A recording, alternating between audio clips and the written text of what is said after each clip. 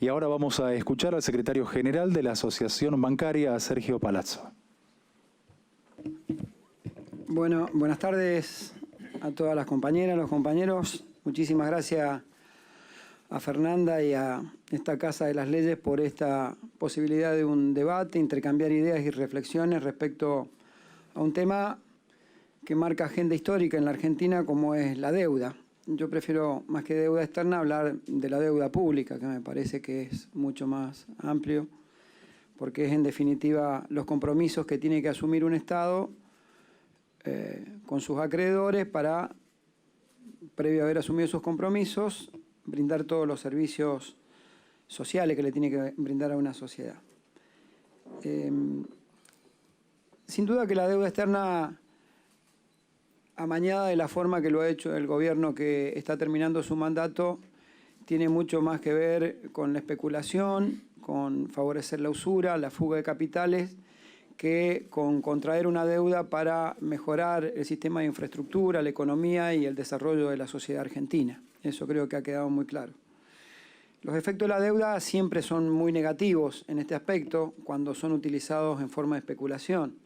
La inversión cae, esto está claramente establecido, desciende el ingreso público, el privado, hay fuga de capitales, se deterioran los precios de las materias primas. Acá seguramente el integrante de la UIA en esto tiene sobrada materia como para hablar, y se hipoteca la posibilidad de desarrollo de un país, ¿no?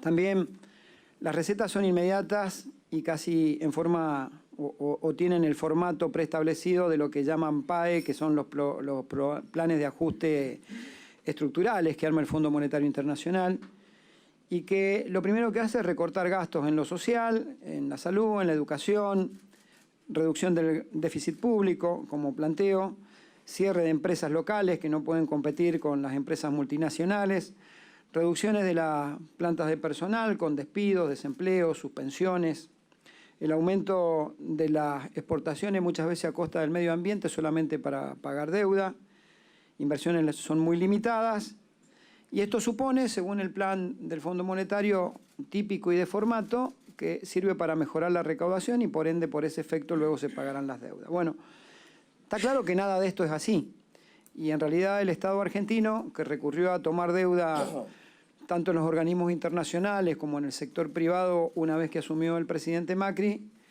tiene que ver también con un fondo de recaudación y con un modelo de país que estableció a través de su recaudación. Si ustedes recuerdan, la primera medida de tipo impositiva de este gobierno tendió a disminuir las retenciones en la soja, eliminación de las retenciones de los granos y disminuciones de los impuestos a la minería, por ejemplo. Y paralelamente, aquella promesa incumplida de que los trabajadores no iban a pagar ganancia quedó en eso, una promesa incumplida. Ahí se reformula o se plantea el verdadero sistema de país. Hay una transferencia fenomenal de recursos del Estado que recaudaba por vía de estos impuestos a los sectores que más ganaban en la Argentina o que tenían una renta extraordinaria, y terminan en manos de un grupo pequeño de sectores de la economía, y en definitiva determina un déficit aún mayor del Estado que tiene que recurrir a buscar por vía del ajuste en lugar de por vía del crecimiento y volumen. Hay dos formas, ¿no? Está claro, o por volumen de economía o por ajuste. El camino que eligió el gobierno fue de financiarse a sí mismo, producir el ajuste y recurrir a los mercados internacionales para cubrir ese déficit. Entonces creo que cuando empezamos en la génesis de la deuda que genera este nuevo gobierno, que tira por la borda lo que este mismo gobierno neoliberal celebraba de aquel gobierno populista, denominado por ellos, que era que encontraban un país en un nivel de desendeudamiento muy grande, producto de una política de Estado que se había tomado en esa materia. Política acertada porque recupera la soberanía económica de la Argentina y permite poner otra mirada y permite que el Estado argentino y sus gobernantes decidan cómo y hacia dónde va la economía, cómo y hacia dónde van los recursos del Estado, sin la interposición de los organismos internacionales, que no les gusta que subsidiemos los servicios públicos, que no les gusta que se subsidien actividades en la Argentina, y que por ende ese desendeudamiento nos había liberado a los argentinos de poder tener ese control de los organismos internacionales. Ahora bien, yo creo que en ese marco uno se plantea si esto es casualidad o no lo que pasó en la Argentina. Yo creo que no es casualidad. Fernanda daba números que son absolutamente contundentes. 90.000 millones de fuga.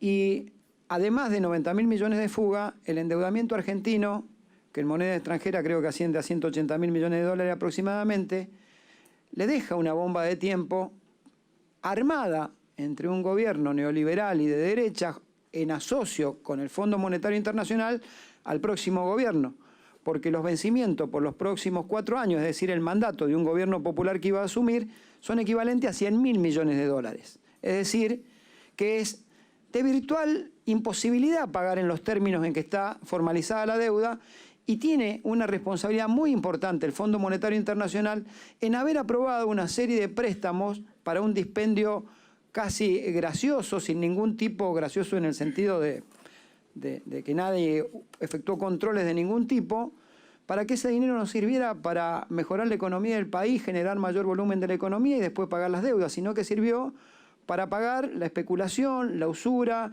que originariamente empezó con el pago de los fondos buitre y continuó luego con los intereses que se vienen pagando de la deuda externa. Ahora bien, yo me planteo que no es casualidad, primero, porque claramente lo que se busca es que las sociedades progresistas, hoy me tocó hablar en FIDE junto a 2 personas notables como Carlitos Tomada y como Mercedes Marcó del Pon, sobre el tema del mundo del trabajo, los avances tecnológicos.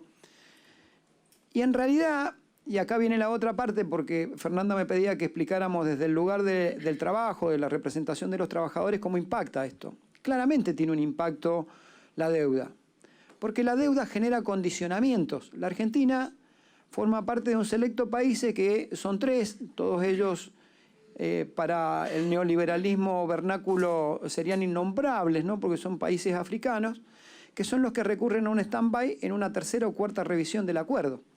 Entonces, cuando uno cae en un stand-by de 3ª o 4ª revisión, tiene que aceptar las imposiciones que se le ponen para que le den ese perdón o para que le den esa renegociación de deuda. Entre ellos, se tiende básicamente a 2 cosas en esto. Una reforma previsional por aquel concepto de que la gente vive más, entonces pareciera ser que o la matamos o le damos menos plata, que era el concepto de Christine Lagarde cuando decía la gente cada vez vive más, algo hay que hacer.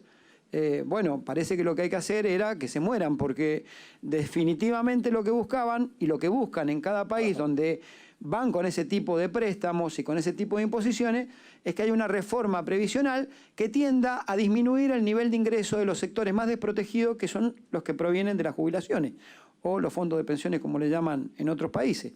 Bueno, claramente lo que buscan hoy, y creo que es un tema en cuestión que seguramente debe estar planteando las autoridades del fondo, las nuevas autoridades argentinas, es la desindexación de las actualizaciones que tienen los jubilados, porque pretenden que eso que denominan gasto social, que es una reparación social para aquel que trabajó toda una vida, vaya en disminución con relación a la inflación y esto permita, por esa vía, generar un recurso mayor o un gasto menor.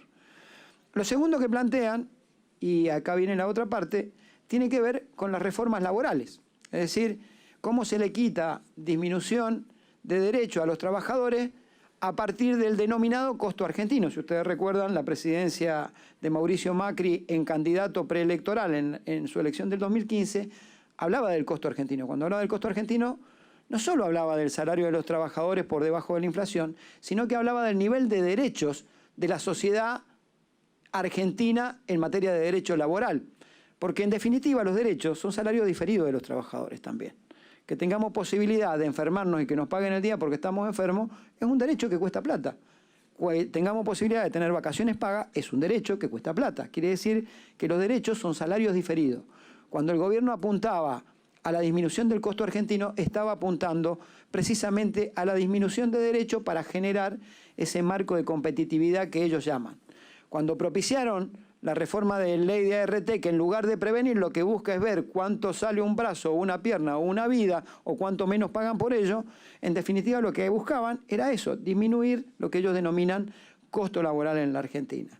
Cuando acusan a los jueces que fallan no a favor de los trabajadores, sino a favor de la legislación que existe cuando acusan a nuestros abogados notables como Héctor Recalde, a quien injustamente y perversamente lo acusaban jefe de las mafias de los abogados laborales, lo hacen precisamente porque lo que pretenden es disminuir el nivel de defensa que tienen los derechos de los trabajadores en la Argentina.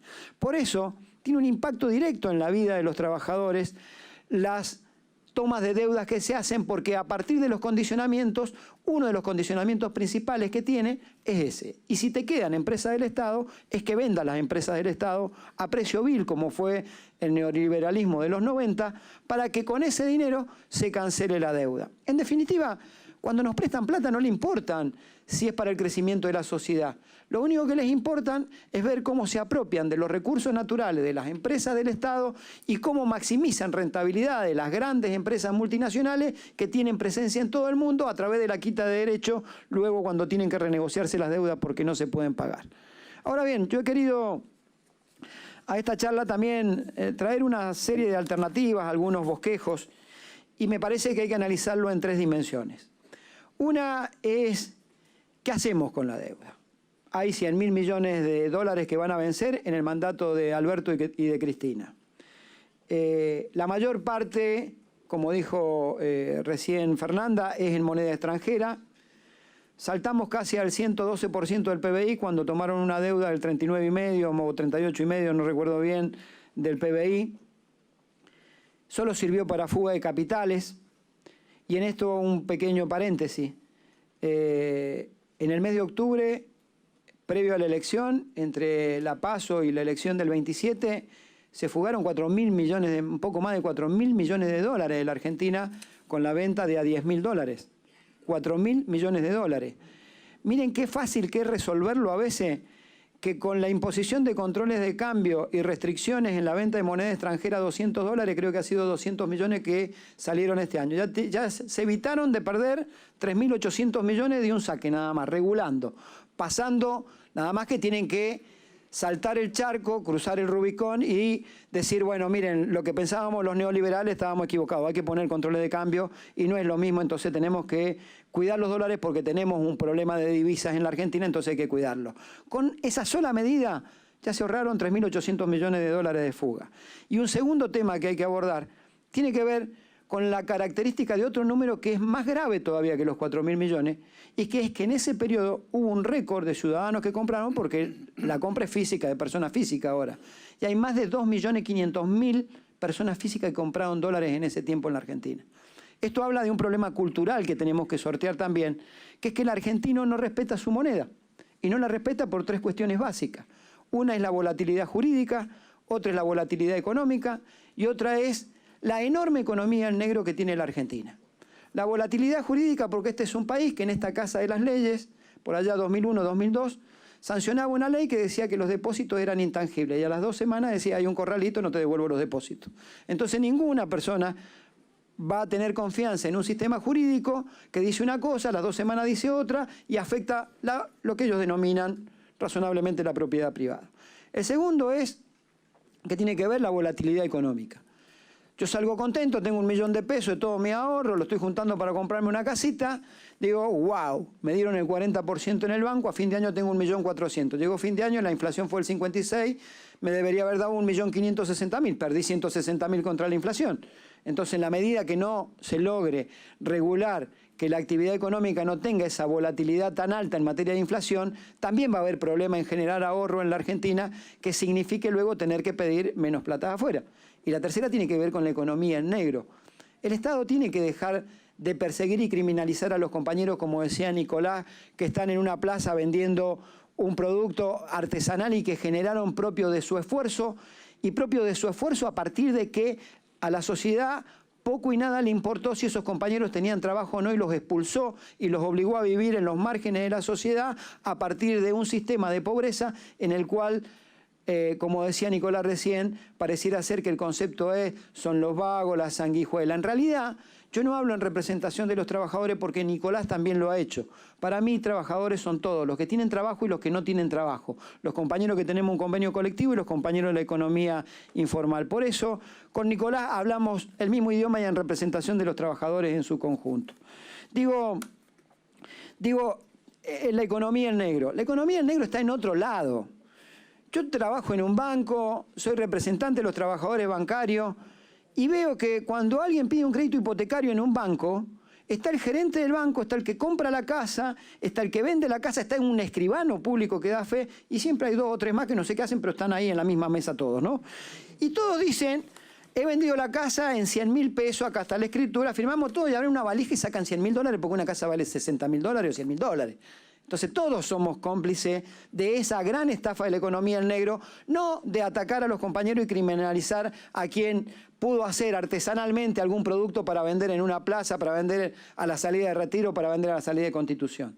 Entonces estos 3 efectos cuando se ataquen creo que tienen que ver también con el modelo de país que no va a necesitar de tantos fondos externos. Digo, ¿y cuál sería la solución que hacemos con la deuda en esta situación? Bueno, miren, para mí hay que decirlo con claridad, hay que hacerle una quita a la deuda, porque esa deuda es usuraria. Argentina pagó tasas de interés duplicado o triplicado de lo que pagan países similares a Argentina. No digo países que están ordenados económicamente y pagan una tasa menor porque su riesgo crediticio es menor. Entonces lo primero que hay que plantear es que si los muchachos jugaron a la timba y venían, y sin ningún tipo de restricción porque se levantaron todas en el Banco Central en materia cambiaria, venían y traían $100 millones, lo convertían en pesos, compraban LEVAC, el equivalente en pesos en LEVAC. Al año, con una tasa del 40, vendían las LEVAC y se iban, y lo único que perdían era el spread entre la compra y la venta de moneda extranjera. Tienen que saber que algo andaba mal y que tienen que hacerse cargo de bajar el nivel de rentabilidad que tenía. Entonces, no nos asustemos si tenemos que hablar de una quita en la deuda. Lo segundo, hay que hablar de un periodo de gracia. No puede ser que un gobierno que no contrajo la deuda pague la fiesta y tenga durante 4 años que pagar $100.000 millones de algo que no controló el Fondo Monetario, a quién, para qué y por qué lo prestó. Entonces me parece que también hay que plantearse un periodo de gracia que no tiene que ser inferior a 2/3 del mandato, estoy hablando de 3 años. Recién en un año creo que estamos en condiciones de empezar a pagar cuando la economía vuelva a crecer y tengamos los recursos suficientes para hacerlo. Lo otro, tiene que haber, como le dice ahora en esta palabra, un reperfilamiento, bueno, un reordenamiento de los plazos. Está claro que son plazos exiguos los que se toma cuando hay deuda que se toma a más plazo, porque tienen posibilidades de afrontarlo de otra manera. Y por supuesto, algo que discutir, que lo dije también, menos intereses. Argentina no puede haber pagado los intereses que pagó. Yo doy un dato que quizás no lo tengan presente, por ahí Fernanda sí, porque es economista y es de las mejores, ¿no? Antes del acuerdo con los fondos buitres, la tasa de interés, todos sabían que iban a arreglar con los buitres, y era cuestión de una semana o 2. El primero en endeudarse fue la provincia de Buenos Aires, la gobernadora Vidal. Y se endeudó una tasa que a la semana era la mitad de lo que se endeudó el gobierno nacional. ¿Saben quién tomó la deuda de Sandleris, hoy presidente del Banco Central, que era el asesor o secretario de Finanzas del gobierno de la provincia de Buenos Aires? Entonces, también hay que ver el tema de los intereses. Lo segundo que me parece que habría que hacer es generar un protocolo legal para que no pase lo que Fernanda explicó, que un tema que está constitucionalmente establecido, creo, seguramente el doctor Barcesat con su brillantez doctrinaria nos podrá ilustrar mejor, pero algo que tiene que ser tratado en el Congreso fueron simples acuerdos que el Poder Ejecutivo, casi como si el Congreso fuera una escribanía, le notificó que había acordado. Y para eso creo que debería sancionarse una ley generando protocolos legales a futuro que sirvan para este gobierno, para el nuestro o para el que venga o para el que sea y que duren los tiempos. Un protocolo legal que establezca, entre otras cosas, definir la pertinencia de la deuda de corto y largo plazo. ¿Para qué la deuda de corto plazo? ¿Para qué la deuda de largo plazo? ¿En qué moneda tomamos la deuda de corto plazo? ¿En qué moneda tomamos la deuda de largo plazo? La de corto plazo tiene que ver con un problema de liquidez y debería tomarse en moneda argentina, no en pesos extranjeros. Y debería quedar claro que la deuda de largo plazo debería ser, si es en moneda extranjera, no resignando la jurisdicción, y en caso de que haya una necesidad imperiosa de resignarle, cuáles son las condiciones en que se resigne esa jurisdicción, que para mí no debería resignarse nunca. Porque el problema de la Argentina hoy no es liquidez, el problema de la Argentina es solidez para afrontar la deuda. Y es solidez porque el Estado argentino y la sociedad y el pueblo argentino no admiten un centímetro más de ajuste del que ya se nos ha hecho. No es un problema solamente de solidez en materia económica, es un problema de solidez en materia social, en materia política, de soberanía política. También creo que sería pertinente discutir eso de la jurisdicción. También por defecto toda toma de deuda debería tener una afectación específica y no al revoleo de vamos a ver qué hacemos con la plata que entra y después termina siendo o una disputa entre ministros para ver quién se lleva una porción para su ministerio o no, o una disputa para ver cuánto más le pagamos a los fondos buitre. Creo que tendría que tener una afectación específica que entre ellas aleje la posibilidad de que sea meramente para el pago especulativo de la fuga de capital. Y por último, restringir la deuda en moneda extranjera, que sea estrictamente a lo necesario. Hoy lo acababa de reflejar Fernanda en su exposición muy clara. La mayor parte de la deuda, más del 80% de la deuda tomada por Macri es en moneda extranjera. Cada vez necesitamos más peso porque el dólar vale más caro para pagar la deuda. Y cada vez los argentinos tenemos menos ingresos, porque hay más desempleo, porque hay 4,5 millones más de pobres en la Argentina, que en lugar de aportar a una recaudación del Estado para mejorar los servicios, es al revés. Tienen que recibir una asistencia del Estado para no seguir cayendo más en la marginalidad, en la pobreza y en el hambre. Y por último, también como elemento para aportar en esta discusión, porque dije que más allá de las críticas quería formular algunas propuestas, me parece, y esto debe ser condición sine qua non, más con los expositores que vienen luego, que van a hablar seguramente de la deuda ilegítima, de que tiene que existir un proceso de investigación de la deuda en la Argentina. Un proceso de investigación en materia jurídica, en materia legislativa y en materia administrativa. Esto para mí es importante. La fuga de capitales no es casualidad. Hay que averiguar quiénes son los que se llevaron la plata. Hay que ver quiénes son los que tenían la data de que el dólar de 18 iba a 24, los que creyeron en Carrió que quedaba en 24 y ahí moría y ahora está en 60. Entonces hay que ver quiénes son los que en ese periodo hicieron pingües ganancias.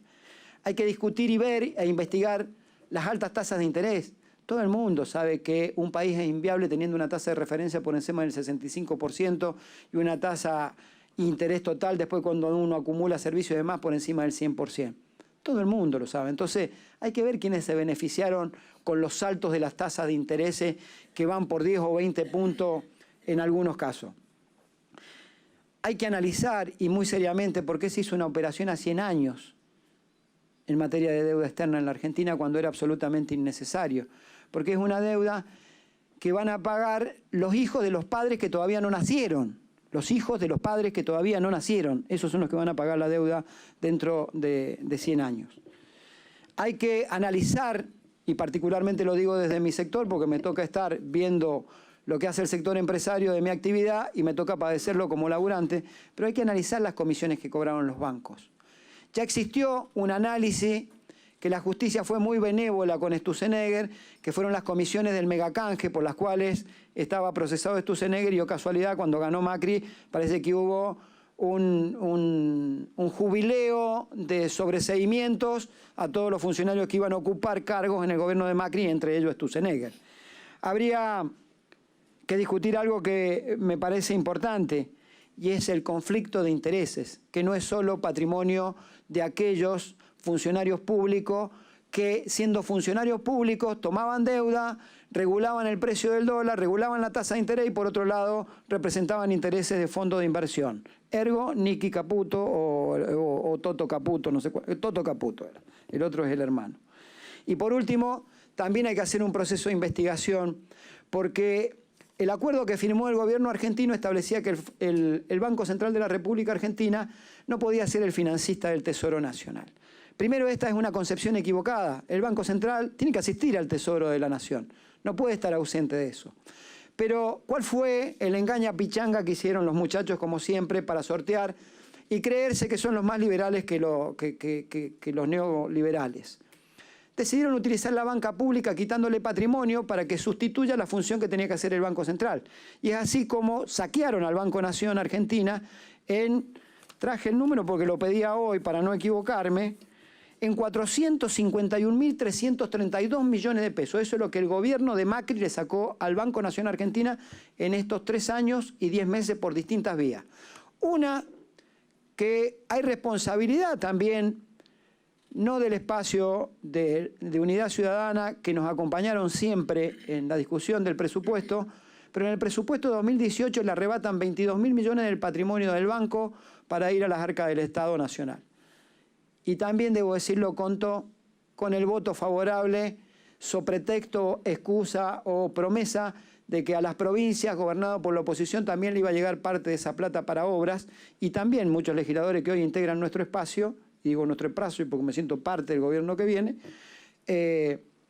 votaron esa quita de patrimonio. En el 2019 votaron una quita de patrimonio de 15.000 millones, remuneraron depósitos por más de 50.000 millones y compraron títulos públicos a lo loco para ir subsidiando al Estado. Cuando uno le mire las cuentas al ministro Duhovne decía que el déficit cero estaba cuadrado, el déficit primario, hay que ver el rubro ingresos ingreso financiero. Y ahí se van a encontrar por qué cuadraba su déficit primario y lo dejaba en cero. Porque era el ingreso de los dineros del Banco Nación, que es ficticio porque es el agente financiero del Estado. Creo que, en resumidas cuentas, porque todos tenemos un tiempo para hablar y creo que me he excedido, he planteado la necesidad de qué hacer con la deuda, he planteado la necesidad de generar a futuro un protocolo y he planteado la necesidad de la investigación de esta deuda en función de este cúmulo de cuestiones. Pero básicamente lo que hay que decir es que estamos frente a una monumental deuda generada con un único objetivo, que es que el gobierno que viene, que ha generado la esperanza en el pueblo, se encuentre entorpecido de cubrir la expectativa que generó en la sociedad y querrán que se convierta en el asesino de la propia esperanza que generó en la sociedad para luego volver ellos. Por eso se necesita de un espacio lo más amplio posible en donde estemos las organizaciones sociales como la que representa Nicolás y Juan, las organizaciones sindicales, las organizaciones políticas, las organizaciones no gubernamentales, haciendo una tarea de docencia y explicándole estas cosas a la sociedad para luego sostener un gobierno nacional, popular, con una mirada inclusiva, para que la derecha en la Argentina nunca más vuelva a ser gobierno. Muchas gracias.